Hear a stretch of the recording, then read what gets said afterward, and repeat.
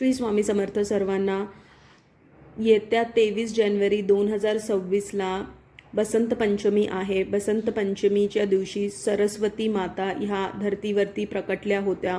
ब्रह्माजींनी आपल्या कमंडलूमधून जे पाण्याचे थेंब ह्या धर्तीवरती पडले त्यातून सरस्वती मातांचा जन्म झाला आणि सरस्वती माता ही देवी आपल्याला वाणी, ज्ञान, कला, कौशल्य हे प्रदान करते। सरस्वती माता जे कला कौशल्य तुम्हाला प्रदान करते त्याचा कधीही अहंकार धरू नये।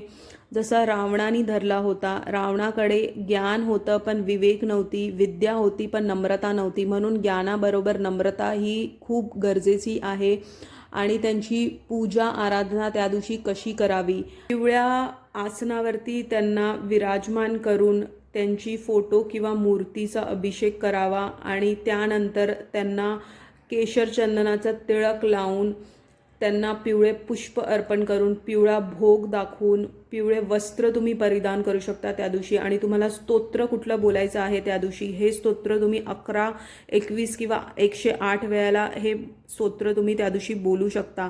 या कुंदे दुशार हार दवला, या शुभ्र वस्तानृता, या वीणांवर दंड मंडित करा, या श्वेत पद्मासना, या ब्रह्मांशिक शंकर प्रभूतिदी सदा वंदिता, सामान पातू सरस्वती भगवती निशेष जाड्या पहा। ह्या स्तोत्राचं पठण तुम्हाला त्या दिवशी करायचं आहे 11, 21 किंवा 108 वेळेला। अशा पद्धतीने तुम्ही त्यांची पूजा करू शकता। ह्याच्या व्यतिरिक्त तुम्हाला जे कला कौशल्य त्यांनी दिलं, प्रदान केलं आहे त्याची सुद्धा तुम्ही पूजा करू शकता त्या दिवशी। जिथे पूजा स्थापन कराल त्या दिवशी त्याचा समावेश, त्या गोष्टींचा समावेश त्या पूजेमध्ये करावा, पुस्तकांचा समावेश त्या पूजेमध्ये करावा। अशा पद्धतीने तुम्ही तुमची पूजा ही संपन्न करू शकतात।